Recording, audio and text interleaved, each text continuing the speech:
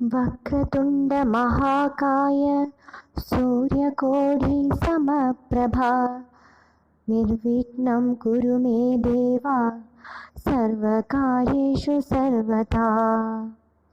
गुरुर्ब्रह्मा गुरुर्विष्णु गुरुर्देवो महेश्वरः गुरुः साक्षात् परब्रह्म तस्मै श्री गुरवे नमः।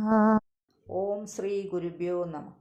SMACT KP അസ്ട്രോ സെൻറ്റർ നിങ്ങളേവരെയും സ്വാഗതം ചെയ്യുന്നു. നിങ്ങൾക്കും നിങ്ങളുടെ കുടുംബ അംഗങ്ങൾക്കും സർവ്വ ഐശ്വര്യങ്ങളും ഉണ്ടാവട്ടെ എന്ന് പ്രാർത്ഥിക്കുന്നു.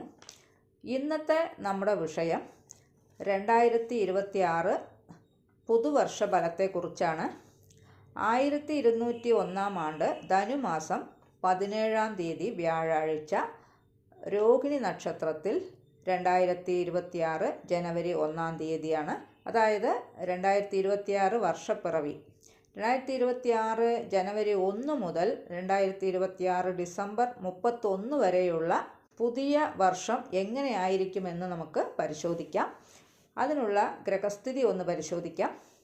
സർവേശ്വരനായ വ്യാഴം മിഥുനം രാശിയിലും കേതു ചിങ്ങം രാശിയിലും രാഹു കുംഭരാശിയിലും ശനി മീനരാശിയിലുമൊക്കെയാണ് കൂടുതൽ കാലം ഒരേ രാശിയിൽ നിൽക്കുന്ന വർഷഗ്രഹങ്ങളുടെ സ്ഥിതിയാണ് ഇവിടെ സൂചിപ്പിച്ചിരിക്കുന്നത്.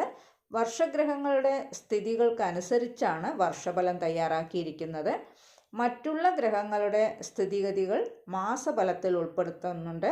മാസഫലങ്ങൾ നിങ്ങൾക്ക് കൃത്യമായി ലഭിക്കുവാനായി ഈ ചാനൽ ഒന്ന് മറക്കാതെ സബ്സ്ക്രൈബ് ചെയ്യുക. പിന്നെ ജ്യോതിഷപരമായിട്ടുള്ള എല്ലാവിധ ആവശ്യങ്ങൾക്കും ജ്യോതിഷ പഠനത്തിനുമൊക്കെ SMACT അസ്ട്രോ സെൻറ്ററുമായിട്ട് നിങ്ങൾക്ക് ബന്ധപ്പെടാവുന്നതാണ്. പിന്നെ ഓൺലൈനായിട്ട് കൺസൾട്ടേഷൻ ചെയ്തു കൊടുക്കുന്നുണ്ട്. ആവശ്യമുള്ളവർ നേരത്തെ വിളിച്ച് ബുക്കിംഗ് ചെയ്യാവുന്നതാണ്. ഇനി നമുക്ക് വിഷയത്തിലേക്ക് കടക്കാം. ശനി രാഹു കേതു എന്നീ ഗ്രഹങ്ങൾക്ക് 2026 വർഷം രാശി പകർച്ചയില്ല. മിഥുന രാശിയിൽ സഞ്ചരിക്കുന്ന വ്യാഴം ജൂൺ മാസം 2-ന് കർക്കിടകൻ രാശിയിലേക്ക് സംക്രമിക്കുന്നുണ്ട്. ഈ ഗ്രഹസ്ഥിതിയും ഗ്രഹപകർച്ചയും ഒക്കെ കണക്കിൽ എടുത്തുകൊണ്ടാണ് ഒരു രാശിയിലുള്ള 2.25 നക്ഷത്രക്കാർക്കുള്ള ഫലങ്ങളാണ് ഈ വീഡിയോയിൽ പറയാൻ പോകുന്നത്. തുലാം രാശിയിലുള്ള ചിത്തിര 3-4 പാദം, ചോതി വിശാഖത്തിൻ്റെ 1-2-3 പാദം എന്നീ നക്ഷത്രങ്ങളിലൊക്കെ ജനിച്ചിട്ടുള്ളവർക്കും പിന്നെ തുലാം ലഗ്നത്തിൽ ജനിച്ചിട്ടുള്ളവർക്കും വ്യാഴം 9-ാം ഭാവത്തിലും കേതു 11-ാം ഭാവത്തിലും രാഹു 5-ാം ഭാവത്തിലും ശനി 6-ാം ഭാവത്തിലുമാണ്. 2026 ജൂൺ 2-ന് വ്യാഴം കർമ്മഭാവമായ 10-ാം ഭാവത്തിലേക്ക് സംക്രമിക്കും. ഈ രാശിക്കാർക്ക് വ്യാഴവും ശനിയും വളരെ അനുകൂലമായ സ്ഥിതി ആയതുകൊണ്ട് കർമ്മരംഗത്ത് പ്രതീക്ഷിക്കുന്ന ലാഭനേട്ടങ്ങളൊക്കെ തന്നെ ഉണ്ടാകും. പുതിയതായി തൊഴിലൊക്കെ ചെയ്യാൻ ആഗ്രഹിക്കുന്നവർക്ക് ആഗ്രഹം സഫലമാകും. വിദേശത്തൊക്കെ ജോലിക്ക് വേണ്ടി ശ്രമിക്കുന്നവർക്ക് വിദേശത്ത് ജോലി ലഭിക്കും. 2026 വർഷത്തിൻ്റെ ആദ്യ പകുതി ആരോഗ്യപരമായി വളരെ അനുകൂലമായ സമയമാണ്. ആഗ്രഹിക്കുന്ന എല്ലാ കാര്യങ്ങളും നേടിയെടുക്കാൻ കഴിയും. വളരെയധികം ഈശ്വരാനുഗ്രഹമുള്ളൊരു വർഷം കൂടിയാണ്. അതുകൊണ്ട് തന്നെ ഏത് കാര്യവും ഈശ്വരാനുഗ്രഹത്താൽ യാതൊരു ബുദ്ധിമുട്ടും കൂടാതെ തന്നെ നടന്നു കിട്ടും. ആദ്യ പകുതിയിൽ ദാനധർമ്മ കാര്യങ്ങൾക്കായിട്ടും ധനച്ചെലവുകളൊക്കെ ഉണ്ടാകും. അതേപോലെ തന്നെ തീർത്ഥാടന യാത്രകൾക്കായിട്ടും ഉല്ലാസയാത്രകൾക്ക് വേണ്ടിയും ധനച്ചെലവ് ഉണ്ടാകും. മനസ്സിന് വളരെയധികം സുഖവും സമാധാനവുമൊക്കെ ഈ കാലഘട്ടത്തിൽ അനുഭവിക്കാൻ കഴിയും.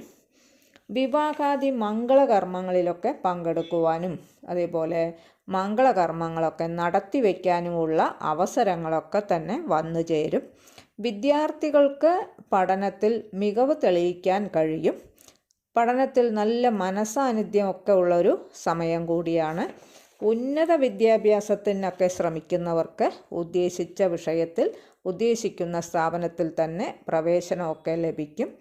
ഉപരിപഠനത്തിന് വിദേശത്തേക്കൊക്കെ പോകാൻ ആഗ്രഹിക്കുന്നവർക്ക് ആഗ്രഹം സഫലമാകും. ക്രയവിക്രയങ്ങൾക്ക് ഈ വർഷം വളരെ അനുകൂലം തന്നെയാണ്.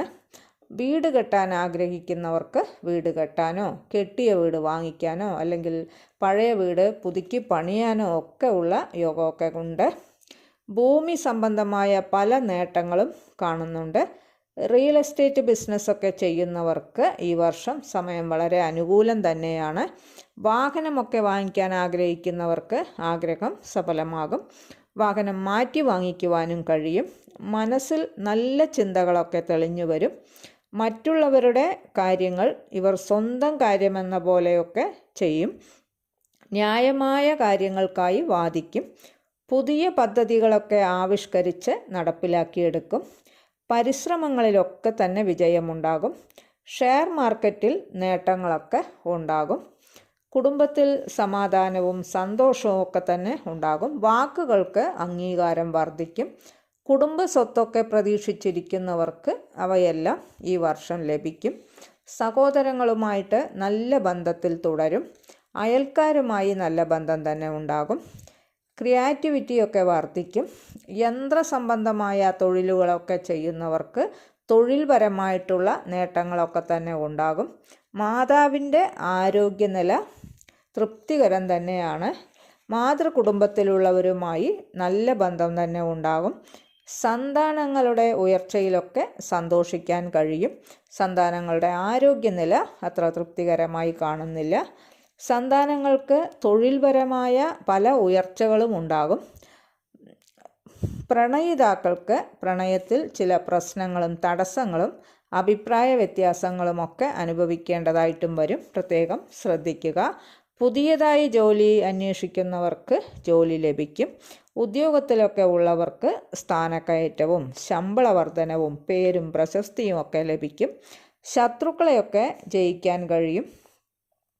പിന്നെ കോടതി വഴക്ക് പ്രശ്നങ്ങളൊക്കെ ഉള്ളവർക്ക് അവയിലൊക്കെ വിജയമുണ്ടാവുകയും ചെയ്യും. ചിട്ടികളും ലോണുകളുമൊക്കെ കിട്ടാനുള്ളൊരു യോഗവും കൂടി കാണുന്നുണ്ട്. പൊതുപ്രവർത്തകർക്കും കക്ഷി രാഷ്ട്രീയങ്ങളിലൊക്കെ പ്രവർത്തിക്കുന്നവർക്കും ജനങ്ങളുടെ അംഗീകാരമൊക്കെ ലഭിക്കും. സർക്കാർ ആനുകൂല്യങ്ങളൊക്കെ ലഭിക്കാനുള്ളൊരു യോഗം കൂടിയുണ്ട്. കടബാധ്യതകളൊക്കെ ഉള്ളവർക്ക് കടമൊക്കെ വീട്ടി തീർക്കും. വിവാഹാലോചനകളൊക്കെ നടന്നുകൊണ്ടിരിക്കുന്നവർക്ക് നല്ല വിവാഹബന്ധമൊക്കെ വന്നു ചേരും. ദമ്പതികൾ തമ്മിൽ ചില അഭിപ്രായ വ്യത്യാസം ഉണ്ടാകാനുള്ള യോഗം കൂടി ഉള്ളതുകൊണ്ട് ക്ഷമാശീലം കൈവിടാതിരിക്കുന്നത് ഗുണം ചെയ്യും. അപ്രതീക്ഷിതമായ ധനവരവിനുള്ള യോഗവും കാണുന്നുണ്ട്. കലാകാരന്മാർക്ക് അംഗീകാരമൊക്കെ ലഭിക്കും. കലയുമായി ബന്ധപ്പെട്ട് കൂടുതൽ താല്പര്യമൊക്കെ കാണിക്കും. ആത്മീയപരമായ കാര്യങ്ങളിലും താല്പര്യം വർദ്ധിക്കും. വർഷത്തിൻ്റെ രണ്ടാമത്തെ പകുതി ആരോഗ്യകാര്യത്തിൽ ശ്രദ്ധ ചെലുത്തേണ്ടതാണ്. വാതസംബന്ധമായിട്ടുള്ള രോഗങ്ങൾ, കൊഴുപ്പുമായി ബന്ധപ്പെട്ട പ്രശ്നങ്ങൾ, കാലുമായി ബന്ധപ്പെട്ട രോഗങ്ങൾക്കൊക്കെ കൂടുതൽ സാധ്യത കാണുന്നുണ്ട്. പൊതുവേയുള്ള ദോഷപരിഹാരമായി ശനിപ്രീതി വരുത്തുക. ശനിയാഴ്ച വ്രതം നോൽക്കുന്നതും നവഗ്രഹ പ്രതിഷ്ഠയുള്ള ക്ഷേത്രദർശനമൊക്കെ നടത്തി ശനി ഭഗവാന് എള്ളുകിഴി സമർപ്പിച്ച് പ്രാർത്ഥിക്കുക. ഹനുമാൻ സ്വാമിയെയും ശാസ്താവിനെയും പ്രീതിപ്പെടുത്തുക വഴി ദോഷവശങ്ങൾക്കൊക്കെ ശമനമുണ്ടാകുന്നതാണ്. നിങ്ങളുടെ ജനനകാല ഗ്രഹനില പ്രകാരം നടക്കുന്ന ദശ അപഹാര ഛിദ്രങ്ങൾ കൂടി അനുകൂല നിലയിലാണ് എങ്കിൽ മുകളിൽ പറഞ്ഞ എല്ലാ കാര്യങ്ങളും മുഴുവനായി നിങ്ങൾക്ക് അനുഭവിക്കാൻ കഴിയും. ഈ ചാനൽ ഇതുവരെ സബ്സ്ക്രൈബ് ചെയ്യാത്തവരാണെങ്കിൽ ചാനലൊന്ന് സബ്സ്ക്രൈബ് ചെയ്യുക. പിന്നെ വീഡിയോ ഇഷ്ടപ്പെട്ടുവെങ്കിൽ ലൈക്ക് ചെയ്യുക. നിങ്ങളുടെ വേണ്ടപ്പെട്ടവർക്കും സുഹൃത്തുക്കൾക്കുമൊക്കെ ഷെയർ ചെയ്ത് കൊടുക്കുക.